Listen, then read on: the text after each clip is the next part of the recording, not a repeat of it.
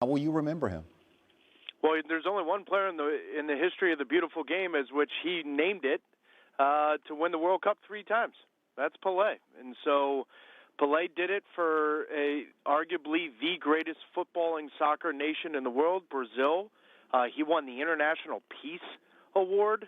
I mean, he transcended soccer. And so for so many, I would say, sports fans, you all know who Pele is. You don't need to know soccer. You don't need to understand soccer, but you know what he was. I think for a lot of us growing up, the movie Victory had a huge impact on that.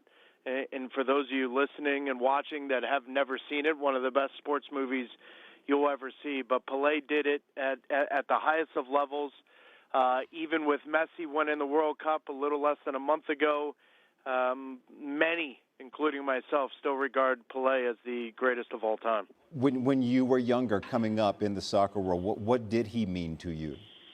Well, it's an interest. You ask a kid from the NASL days. My father played in the NASL for 10 years, and so Pele came over here and played for the New York Cosmos. And I remember my father talking about, the 77,000 plus at Giant Stadium with Franz Beckenbauer and the New York Cosmos, and so much of it revolved around Pele and playing and what he contributed to the game. I was 17 years old in 1997. I got to have dinner with Pele as I was the National High School Player of the Year, and he was the spokesperson for Umbro. And then as of 2012, there was a sponsor of his that had him come to Boston. I had lunch and spoke with him and interviewed him in front of about 300 people. There was a real elegance to Pele. There was a real gentleness to him.